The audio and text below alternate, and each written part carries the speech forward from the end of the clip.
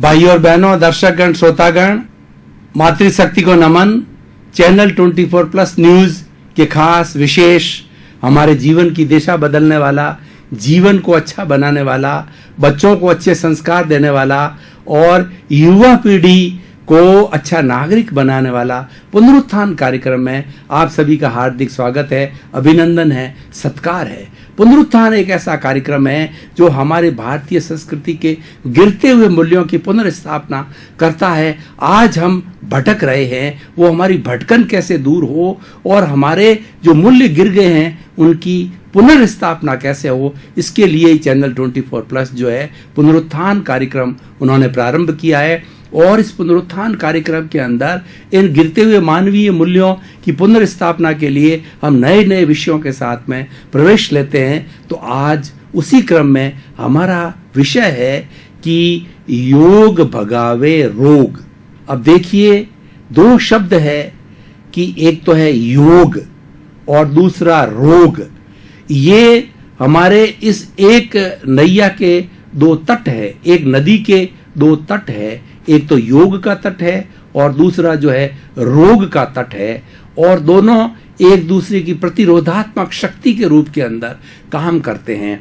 तो पहले हम योग को लेंगे।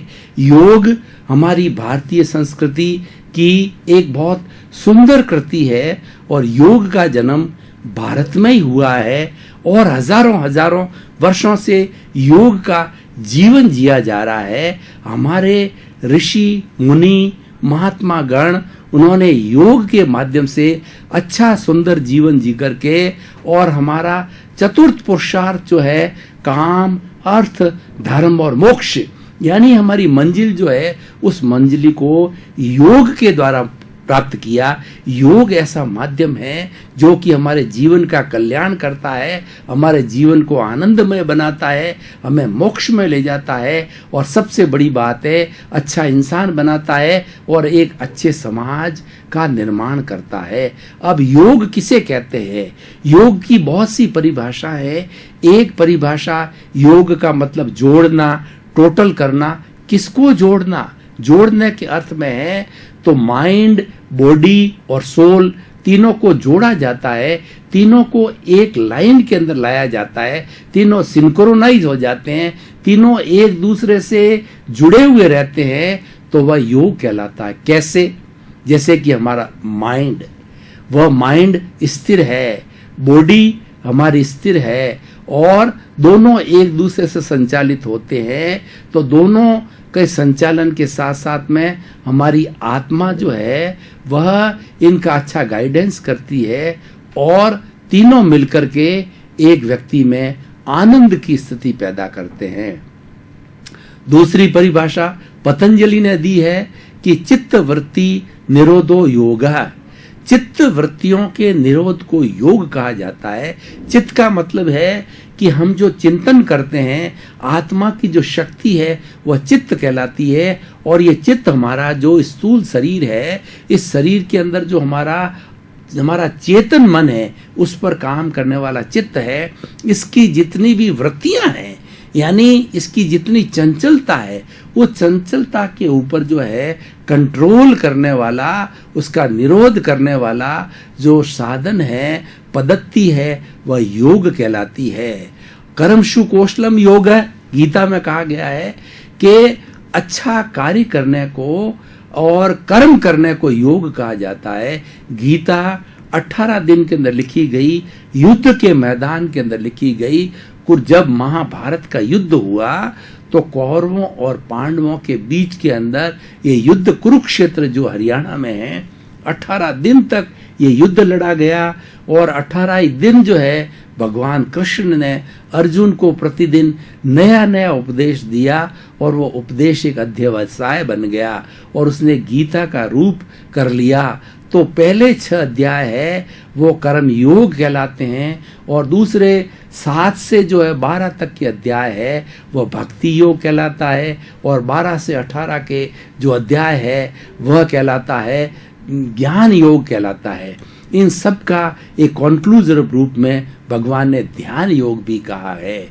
तो इस तरीके से yoga is a art of living, yoga is a science of living, yoga is a good way of leading a life style. Life style को योग कहा जाता है कि हम मन वचन काया को भी योग कहा जाता है जैन पद्धति के अंदर, कि हमारे मन वचन और काया किस तरीके से कार्य करें कि जगत के किसी भी प्राणी को किंचित मात्र भी कष्ट न दे। योग ऐसा विषय है जो कि व्यक्ति स्वयं को आनंद पहुंचाता है, समाज को आनंद पहुंचाता है, प्राणी मात्र को आनंद देता है और समाज के सब जीवों को आनंद देता है। भाई और बहनों, दर्शकगण, श्रोतागण, योग कोई मैजिक नहीं है, योग कोई धर्म नहीं है, योग कोई संप्रदाय नहीं है। योग एक लाइफ स्टाइल है, जीवन जीने की पद्धति है। हम जब सूर्योदय को अपने उठते हैं और रात को सोते हैं, ये सारा कार्यक्रम जो है हम योग पद्धति से करें तो हमारा जीवन योगमय होता है। कि और योग का सीधा संबंध संयम से है। अगर पतंजलि क्या जो योग है अष्टांग योग है, वह योग इतना प्रसिद्ध हुआ कि पूरे विश्व के अंदर वो आज फेमस हो गया है। विश्व की बात करें तो हमारे भारतवर्ष के वर्तमान के जो प्रधानमंत्री है, उन प्रधानमंत्री ने जो है वो पूरे विश्व के 206 देशों के सामने यह एक हमारी भावना रखी कि हमारा जो देश है वह देश योग पद्धति से प्रारंभ हुआ था। हमारे ऋषि मुनियों ने योग का जीवन जिया था और अगर वह योग पद्धति जो है ये संसार धारण करें तो एक अच्छा विश्व का निर्माण हो सकता है। तो इस तरीके से उन्होंने विश्व के सामने ये अपना प्रस्ताव रखा, यूएनओ के अंदर ये प्रस्ताव रखा। तो यूएनओ ने इसको प्रस्ताव को मंजूर किया और 21 जून को पिछले 3 वर्ष से बराबर 2015 से जो है 15, 16, 17 3 जो है ये योग दिवस जो है 21 जून को मनाया जाता है। और उस दिन पूरे दिन भर हमारे विश्वविद्यालयों के अंदर, संस्थाओं के अंदर, घरों के अंदर, बगीचों के अंदर योग को कराया जाता है। और अष्टांग योग की बात करें तो इसके अंदर जो है 8 अंग है। कौन कौन सी अंग है? यम, नियम, आसन, प्राणायाम, प्रत्याहार, धारणा, ध्यान और समाधि। एक एक अंग पर मैं प्रकाश नहीं डालूंगा क्योंकि मेरा जो आज का विषय है योग भगावे रोग, तो मैं रोग को भी यानी स्वास्थ्य को भी योग से जोड़ करके बताना चाहूंगा। अब मैं बात थोड़ी रोग की करता हूं। ये रोग का अर्थ क्या होता है? अस्वस्थ होने को रोग कहा जाता है और जो व्यक्ति अस्वस्थ होता है वह रोगी कहलाता है, वो पेशेंट कहलाता है। और स्वस्थता के लिए हमारे WHO वर्ल्ड हेल्थ ऑर्गेनाइजेशन ने आज एक परिभाषा दी है कि व्यक्ति जो है स्वस्थ कौन होता है। उन्होंने ये परिभाषा दी कि जिसमें 5 तरह के स्वास्थ्य होते हैं वह व्यक्ति वो पूर्ण रूप से होलिस्टिक हेल्थ वाला कहलाता है।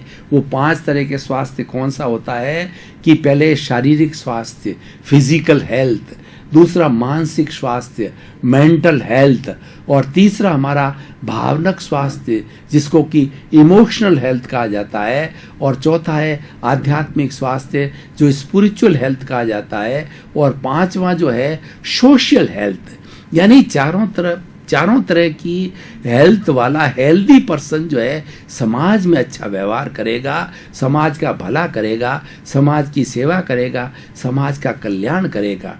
अब ये 5 तरह के स्वास्थ्य को होलिस्टिक हेल्थ कहा जाता है। और 5 तरह के अंदर कोई डिस्टरबेंस आ जाती है, कोई अवरोध आ जाता है तो वो रोग कहलाता है। जैसे कि हम शारीरिक स्वास्थ्य की बात करें तो शरीर के अंदर हम प्रारंभ से लें तो कोशिका होती है, कोशिका के बाद के अंदर जो है वो टिश्यूज बनते हैं, टिश्यूज के बाद के अंदर सिस्टम बनता है, सिस्टम के बाद में ऑर्गन बनता है, और ऑर्गन बनने के बाद के अंदर हमारे जितने भी ये 10 तरह के जो सिस्टम होते हैं कि हमारा पाचन शक्ति, रुधिर तंत्र, उत्सर्जन तंत्र और इस तरीके के सारे जो ये तंत्र बनते हैं, इनके अंदर कोई भी कमी आ जाना इनका संचालन ना होना, इनकी होमोस्टैटिक कंडीशन ना होना, ये रोग कहलाता है। अगर वो सभी सुचारू रूप से संचालन होते हैं तो वह होमोस्टैटिक कंडीशन कहलाती है, और अस्वस्थ हो जाने पर रोगी कहलाता है, रोग कहलाता है। अब योग भगावे रोग, यानी अगर व्यक्ति योग को जीवन के अंदर धारण कर लेता है तो उसको कभी भी रोग नहीं होगा। ये योग अपने आप रोग को भगा देगा। और योग की अगर सीधी सीधी परिभाषा लेमैन की दृष्टि से करें कि जितना जितना हमारा प्राकृतिक जीवन है वो सारा योग का जीवन है। जैसे कि सूर्योदय से पूर्व उठना ब्रह्म मुहूर्त होता है, उसके अंदर व्यक्ति अगर जागृत हो जाता है, उठ जाता है और सूर्योदय से 1 घंटा पहला है, इस हमारी सृष्टि के अंदर बहुत बड़े रसों की वर्षा होती है और बड़ा अमृत बरसता है। उस वक्त के अंदर व्यक्ति को उठ जाता है तो वो शुद्ध प्राण वायु उसको प्राप्त होती है और वो अच्छे अच्छे रसायन जो है उसके शरीर के अंदर जाते हैं, उसका चिंतन शुद्ध होता है, आनंद की प्राप्ति होती है, सकारात्मक होता है। इसीलिए हमारे जितने भी ऋषि है, महर्षि है, वो जो ईश्वर का भजन करने वाले हैं वो ब्रह्म मुहूर्त के अंदर उठ जाते हैं। ब्रह्म मुहूर्त के अंदर सभी लोग सोए रहते हैं, सृष्टि एकदम शांत होती है, सृष्टि शुद्ध होती है, सृष्टि में हलन चलन नहीं होता है और उस शांति की अवस्था के अंदर हमारा आत्म साक्षात्कार होता है। ईश्वर से हम फेस टू फेस होते हैं, ईश्वर के दर्शन करते हैं। तो देखिए कितना बड़ा योग है। दर्शकगण, श्रोतागण, आज हम भारतीय संस्कृति के एक बहुत सुंदर विषय के ऊपर चर्चा कर रहे थे। अब थोड़ा फ्रेश होने के लिए थोड़े समय का हम ब्रेक ले रहे हैं। ब्रेक के बाद पुनः हाजिर होंगे।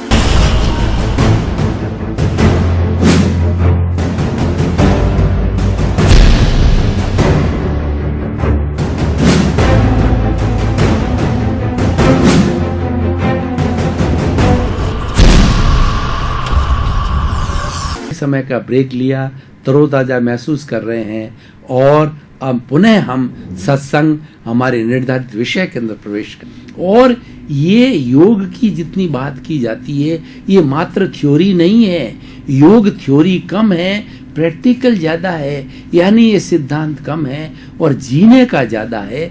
योग को ज़्यादा जीना चाहिए, तभी हमारे रोग भगाए जा सकते हैं। मात्र कहने से या बोलने से जो है जो रोग नहीं भाग जाएंगे। योग प्रणाली, योग का जीवन जो बनना पड़ेगा।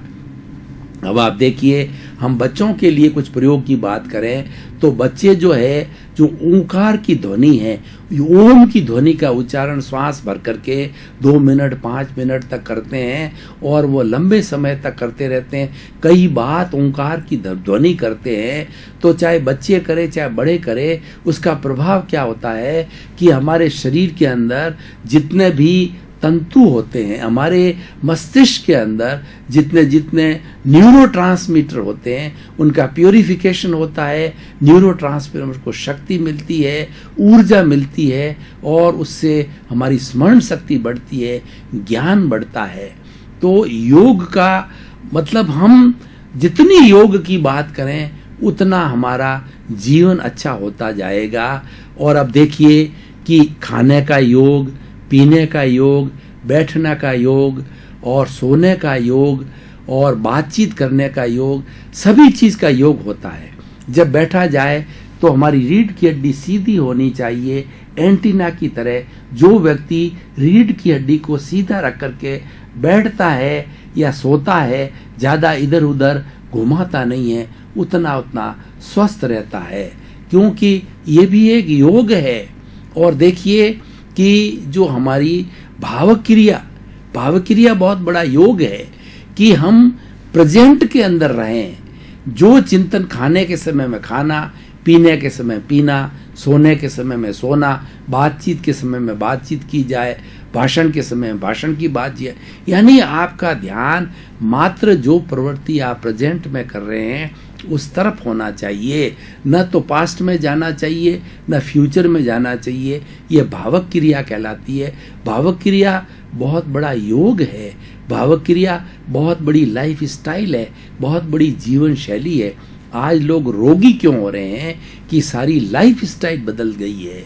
हमारा जो प्रकृति ने जो नियम बनाए हैं, जैसे कि रात्रि सोने के लिए होती है, दिन काम करने के लिए होती है, आजकल उल्टा हो गया कि लोग 10-10, 12-12 बजे दिन में उठते हैं और रात्रि में 12-12, 1 तक बार के अंदर और कई तरह के नाच कूद वगैरह रात्रि भर करते रहते हैं। तो ये जो कल्चर है, इससे व्यक्ति रोगी बनता है, इससे हमारा शरीर का सिस्टम खराब होता है। भोजन का भी एक नियत समय होना चाहिए। योग क्या कहता है कि व्यक्ति जब कोई भोजन करे उसके बाद में दूसरी बार भोजन ग्रास लेते समय कम से कम 3-4 घंटे का इंटरवल होना चाहिए। इसका कारण क्या है कि 3-4 घंटे के अंदर भोजन जो है पूरा पचता है। भोजन को हमारे मुंह से जो है मल द्वार तक टोटल 30 फुट का डिस्टेंस है, 30 फुट के डिस्टेंस तक ट्रेवल होना पड़ता है और वही हमें ऊर्जा देता है, एनर्जी देता है, विटालिटी देता है। तो ये सारी स्थिति, जैसे भोजन करते समय व्यक्ति का ध्यान इधर उधर नहीं होना चाहिए, मौन रह करके भोजन करना चाहिए, ये भी एक योग है। कई लोग अखबार पढ़ के भोजन करते हैं, मोबाइल पे बात करते करते भोजन करते हैं, टीवी देखते देखते भोजन करते हैं। उसके दुष्परिणाम क्या होते हैं कि हमारी जो ये भोजन नली है उसके ठीक पास में जुड़ी हुई श्वास नली है। दोनों के मुंह अलग अलग है लेकिन दोनों दो पास है एकदम। तो कई बार क्या होता है कि हमारा ध्यान जो है भोजन नली के अंदर ग्रास नहीं जाकर के वो श्वास नली के अंदर चला जाता है, और अगर पूरा ग्रास चला जाता है तो हमारे फेफड़े प्रभावित हो जाते हैं और व्यक्ति की मृत्यु तक हो जाती है। इसलिए इन चीज़ों का पूरा ध्यान दिया जाना चाहिए, तभी हम योग भगावे रोग की जो कहावत है उसको सार्थक सिद्ध कर सकते हैं। भाई और बहनों, दर्शकगण, श्रोतागण, योग एक ऐसा विषय है जिस पर घंटों घंटों चर्चा की जा सकती है और ये सारी चर्चा सार्थक होती है क्यों योग एक सत्संग है। योग ईश्वर को फेस टू फेस देखने का, आत्म साक्षात करने का सबसे बढ़िया जरिया है। कोई व्यक्ति ये चाहे कि मुझे तो ईश्वर के दर्शन करने हैं, मुझे आत्म साक्षात्कार करने हैं, तो सीधी सी बात है उसको योग प्रणाली के अंदर जाना चाहिए। अब मैं 5 सूत्रों की जो बात कर रहा था, पहले भावक क्रिया कि सब कार्य जो है वर्तमान में रह करके किया जाए। दूसरा प्रतिक्रिया विरति, बहुत बड़ा योग है कि हम प्राय क्या होते हैं कि टिट बिट्स करते रहते हैं। व्यक्ति 1 बोला, सामने वाला 2 बोला, फिर हमने 4 बोला, वो 8 बोला। इस तरीके से पति पत्नी के बीच के अंदर, भाई भाई के बीच में, पड़ोसी पड़ोसी के बीच में, पैसेंजर पैसेंजर के बीच में ये टिट बिट्स चलती रहती है और उस टिट बिट्स के कारण लड़ाई झगड़ा फसाद कोर्ट केस बहुत हो जाते हैं। अगर व्यक्ति प्रतिक्रिया विरति करता है कि एक व्यक्ति ने बोल दिया, अगर उसमें सार्थकता नहीं है तो चुप रहा जाए, जवाब न दिया जाए, और जवाब भी देना बड़े मधुरता के साथ में, विवेक के साथ में, प्रेम के साथ में, अच्छी मीठी भाषा में बोल करके जवाब दिया जाना चाहिए। तो इसीलिए हमारी जो भाषा है उस भाषा के लिए ये कहा गया है कि ये भाषा कैसी बोलनी चाहिए। ऐसी बानी बोलिए और मन का आपा खोए, औरन को शीतल करे और आपहु शीतल होए। हमें भाषा ऐसी बोलनी चाहिए कि हमारा मन ठंडा हो जाए, हमारे मन में आनंद की प्राप्ति हो जाए और सामने वाला व्यक्ति बाग बाग हो जाए। सामने वाला व्यक्ति हमारी भाषा को सुन करके वो लाभान्वित हो जाए। तो ऐसी भाषा बोलनी चाहिए। हम कहीं भी बैठे हैं, चाहे पब्लिक प्लेस में बैठे हैं, कोई अनजान व्यक्ति से बात कर रहे हैं या मित्र से बात कर रहे हैं, तो हमारी भाषा एक दूसरे के अंदर इतनी मीठी और इतनी हमारी सहारयुक्त होना चाहिए कि अगला व्यक्ति महसूस करे कि यह व्यक्ति मेरे पास में और बैठे, इसकी बातों को और सुने। सत्संग क्या है? सत्संग ईश्वर की वाणी है, महापुरुषों की वाणी है। हमको प्रिय क्यों लगती है कि उसके अंदर योग पद्धति से अच्छे अच्छे टिप्स, अच्छे अच्छे सूत्र बनाए जाते हैं। तो ये निरोग रहने का, रोग को भगाने का सबसे बड़ा साधन है। तो मैं बात कर रहा था भाव क्रिया, प्रतिक्रिया विरति और तीसरी मैत्री। मैत्री सबसे बड़ा योग है कि आप स्वयं से मैत्री करो। स्वयं से मैत्री करने का अर्थ क्या हुआ कि आप अपने प्रति मंगल भावना करो और कभी जीवन के अंदर अपने प्रति बुरा मत सोचो कि आपके तकलीफ आ गई, आपके कर्मों के योग से तकलीफ आ गई, कुछ इस तरीके के संजोग बन गए, आपको तकलीफ आ गई और आप घबरा करके ऐसा चिंतन करने लग जाएं कि अपना सुसाइड करने की भावना बना लें। उससे तंग होकर के कई बार व्यक्ति बूढ़ा हो जाता है, उसको बीमारी आ जाती है, तो टॉलरेट नहीं कर सकता है, तो बार बार यही चिंतन करता है कि ईश्वर मुझे यहाँ से उठा लो, जल्दी से जल्दी उठा लिया जाए। तो भैया, भाई और बहनों, दर्शकगण, श्रोतागण, आगे कोई नानी का घर नहीं है, उठा करके हम कहाँ जाएंगे। देखिए, मनुष्य जीवन से सबसे बढ़िया कोई जीवन नहीं है, क्योंकि योग हम इस जीवन में ज़्यादा से ज़्यादा कर सकते हैं। ये हमारी पूर्ण 5 इंद्रियां हैं। ये शरीर ऐसा बना हुआ है, ईश्वर ने शरीर को ऐसा ढाला है कि हम योग कर सकते हैं, आसन कर सकते हैं, प्राणायाम कर सकते हैं और हम स्वाध्याय कर सकते हैं। ये हम अच्छी पुस्तकें पढ़ते हैं, ये भी एक योग है और ये जीवन के रूपांतरण का है। और हम बात कर रहे थे भावक क्रिया, प्रतिक्रिया विरति, मैत्री, मित भाषण। व्यक्ति को अच्छा इंसान बनने के लिए, सुखी रहने के लिए बहुत कम बोलना चाहिए।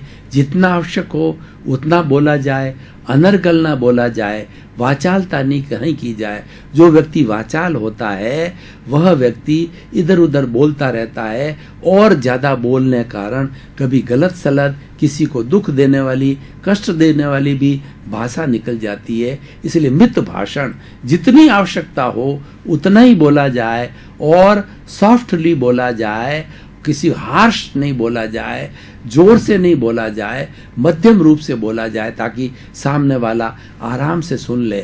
2 व्यक्ति आपस में बात कर रहे हो तो बीच में नहीं बोलना चाहिए, उनका तारतम्य टूट जाता है, उनको अच्छा नहीं लगता है, इसका भी ध्यान रखना चाहिए। भावक क्रिया, प्रतिक्रिया विरति, मैत्री, मित भाषण और मिताहार। जो भोजन है वो मात्रा के अंदर लेना, हित, मित और रित।